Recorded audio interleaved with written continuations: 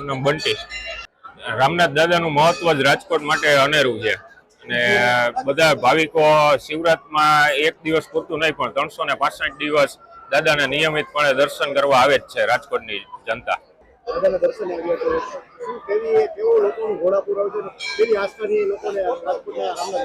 આજે સવારથી જ ભક્તોનો ફૂલ ટ્રાફિક જોવા મળી રહ્યો છે અને મોડી રાત સુધી રહેશે. મારું છે નીલાબેન સોનગરા. હું લંડન થી આવી છું મહાદેવજીના દર્શન કરવા.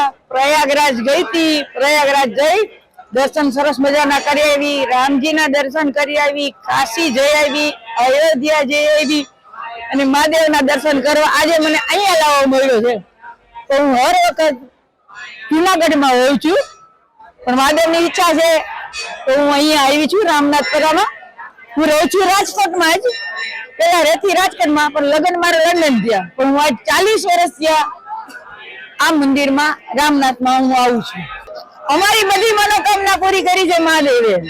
મને લંડન થી મોકલાવી છે એવી બધાની મનોકામના પૂરી કરે, મારા ભાઈઓ બહેનોની અને વડીલોની. બસ એવી જ મારી ઈચ્છા છે.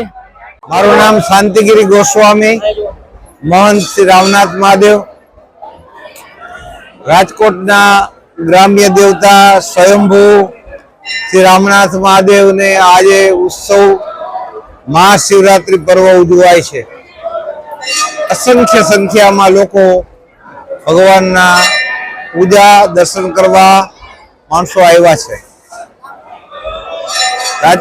રાજકોટના ગ્રામ્ય દેવતા ભગવાન રામનાથ મહાદેવના સાનિધ્યમાં બપોરે 12 વાગે મહાપૂજા થશે, 2 થી 4 વિશેષ પૂજા થશે, 5 વાગે ભગવાનને ફૂલના શણગાર દર્શન થશે અને ત્યારબાદ રાત્રે બીજા પ્રહરની પૂજામાં પંચવક્ત્ર પૂજન જે આજ 75 વર્ષથી કરવામાં આવે છે એ પંચવક્ત્ર પૂજન થશે.